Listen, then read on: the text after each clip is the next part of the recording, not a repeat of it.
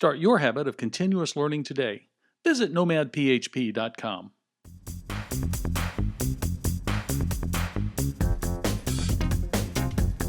Welcome to Nomad PHP Lightning Talks. I'm Joe Ferguson. Nomad Lightning Talks are a 10-minute talk that gives a high-level overview or an in-depth look at a small portion of a PHP-related topic. Lightning Talks are a great way for new speakers to build their speaking resume and for long-time speakers to test drive new talk ideas. If you'd like to give a 10-minute lightning talk, please email me, joe@nomadphp.com. Right now we have Chris Hartjes, and he's going to talk about how to ruin a career in 10 easy minutes. Chris, take it away. Thanks, Joe. So welcome. This is a very unusual thing for me to do. I normally talk really, really fast, but I usually do hour-long presentations. Instead, I got to compress everything into 10 minutes. So hi, everybody. My name is Chris. I'll save all the intros. You're not here for me. You're here for this talk entitled How to Ruin a Career in 10 Minutes. Now, normally I talk about testing. That's my area of expertise. Been yelling at people about testing their PHP code for a super long time. But these days, I actually am finding it way more interesting to talk about people. I've discovered in terms of testing stuff, once you've mastered the tools surrounding testing, your framework, techniques, how do I attack a code base to figure out what I should test and how I should test it, you discover that the problem is not really the tools, the problem is people. And you know, the interesting thing is this talk is not about how to ruin your career, because this is actually a very easy thing to do. Every day on social media, I see people saying things that will pretty much guarantee that if their career as a programmer isn't over, it's going to be over pretty soon. Instead, I wanted to talk about how to ruin someone else's career. And oftentimes this is very unintentional. And this happens way too much without you knowing it. So instead, let's go through this, and I want to talk about what I want you to come away from this talk thinking about. As a recovering online asshole, I'm in a really good position to provide some insights. I used to take great delight in trolling until I discovered that often things that I thought were funny weren't funny at all, and they're actually kind of harmful towards people who are trying to turn programming from a job into programming as a career. Because you can easily destroy someone's career through your own behavior. Now, this may seem non-intuitive, but hear me out as we go through this. I'm going to explain why I feel this way. You will notice there is a recurring theme in these 10 minutes. It's all about lack of empathy. When I talk about empathy, it's the idea of your ability to look at someone else's situation and understand that person. Way too many people are lacking in empathy and have no idea how to look at anything from a position other than their own. Not that I'm perfect at it, but I've just noticed in generally, people have a really hard time looking at a problem from someone else's point of view. So step one, to ruining someone else's career, act like a being of pure logic.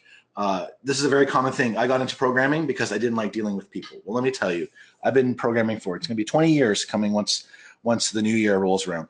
And if you think that you can avoid dealing with people as a computer programmer, or you think you did this because you're good at talking to computers, in order to do anything where you're going to turn programming from a job into programming as a career, you're going to be dealing with people.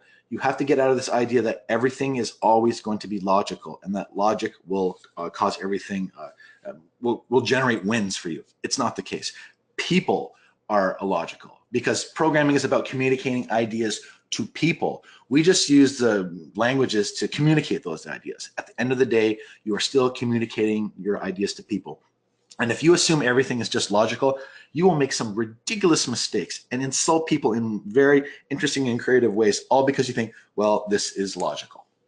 Step two, if you want to ruin other people's careers, defend your position at all costs.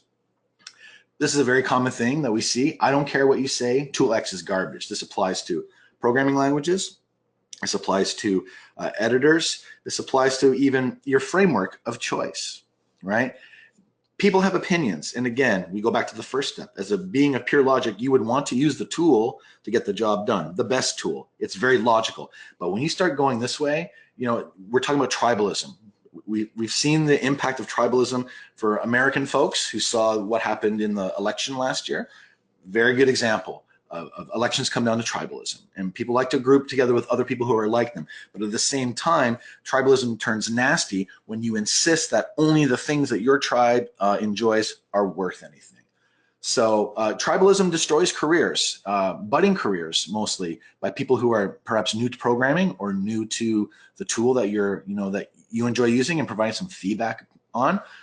If you make people feel like outsiders, they're not going to want to belong to your tribe. and by not belonging to your tribe, then they're not gonna be able to advance themselves as quickly as possible. We don't want little narrow tribes. This is a problem I hear all the time, siloing of people.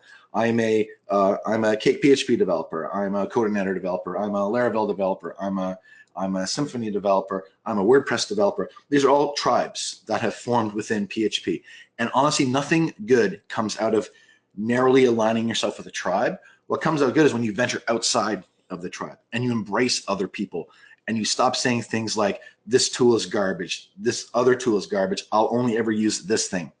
Get rid of that. You are discouraging people that you don't even know by proclaiming things. And this, I'm mostly talking about doing this stuff on social media. So keep these comments about X is garbage. Look, you can have your own opinion, but opinions are not facts. And just because you think something is garbage doesn't make it garbage, right? Making people needlessly feel like outsiders destroys careers. Step 3, treat the leaders of your projects like infallible deities. This one we hear all the time. You don't like how person X built something better than whatever it happens to be. Person X built a better framework, built a better online course, built a better plugin, built a better whatever, right? Again, we're treating these people who have created things that we like as if they're not humans, that they're superhumans, that they're deities, gods, whatever you want to call them. Believe me, I get people having some really weird reactions to me online because of all the work I've done promoting testing. And I keep trying to tell them, look, I'm just a person. I'm not infallible. You shouldn't like look up to me and be in awe of me because I built something. You should look at what I'm doing in totality. Look at the other things that I do as well. Look at how I boost signals for people who are looking for jobs. How I do mentoring for people. How I always try to give back to the open source community, because I can't do anything with the core of PHP, but I can sure help people write better PHP. Right? Leaders, not bosses, is what you want to see out of the people who are at the who are leading the projects that you do. What I mean about leaders versus bosses, the leader is out front and the leader is moving the project in a direction or where it wants to go. A boss is sitting at the back telling what people to do and not actively participating. Leaders, you want leaders, not bosses. Step 4, constantly turn every conversation into a pitch for your favorite thing. I get this all the time. I ask a question about something on Twitter and I get told, well, that's why you should look into, and then whatever this person's favorite unrelated topic. Things move in cycles. These days, I find I get lots of people saying things to me like, oh, if you're concerned about social justice, this is why you should look into cryptocurrency. And as far as I can tell, cryptocurrency has absolutely nothing to do with creating a world where everybody is treated equally. If anything, promoting cryptocurrency sounds like it's creating a world where a small group of people who got in on it early get to hoard a ridiculous amount of wealth, which kind of sounds like capitalism anyway. But to digress, I know I was told not to do politics, but it applies here a little bit. The idea is, it's not, now I know what you're thinking, but are scared to say out loud about stuff. This is kind of this attitude, like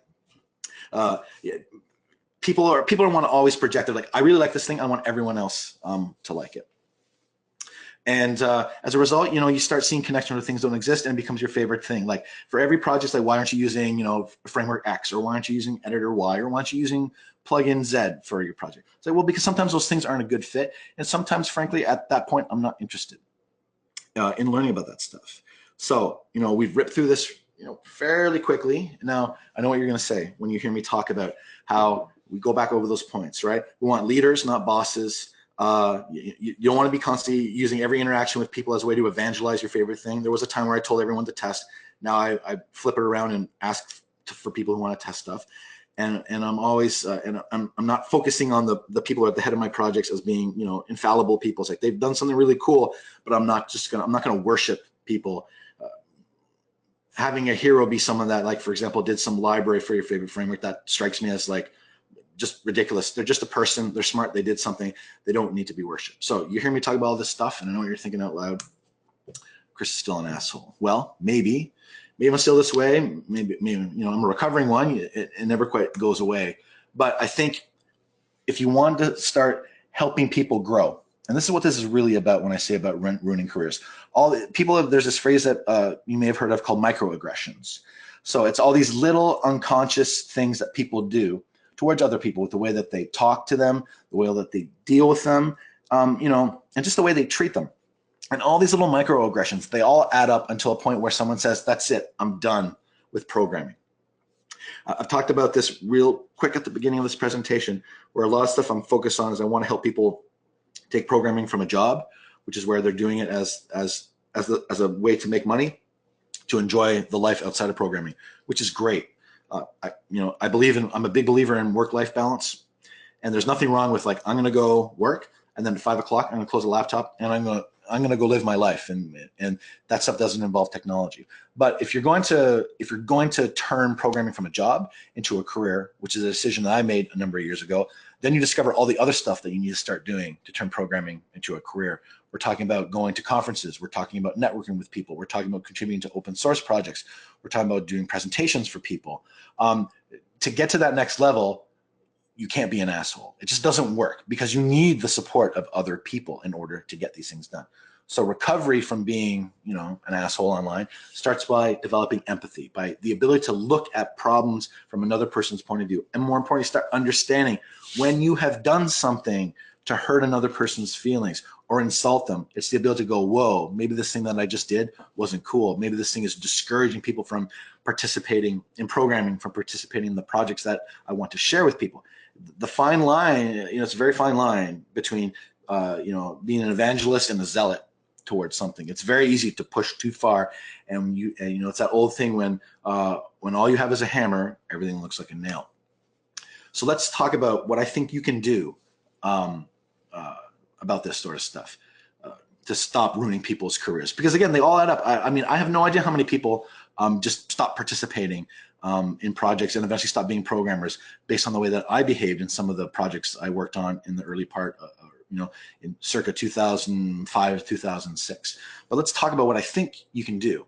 Understand your interactions, because when you cut people up and insult them, you make them doubt their own skills. You can make them doubt their own experiences, because everyone's experiences are different. You make them doubt their choice of tools. You still see people saying, I can't believe that people still use PHP after all these years. Well, PHP has become a good modern programming language that's suitable for solving all types of problems. But if enough people insult PHP, there will be people who start doubting, why do I continue to use PHP? And finally, the thing that all these insults and aggressions build up to, people start wondering whether they even belong here. And we do want people to belong.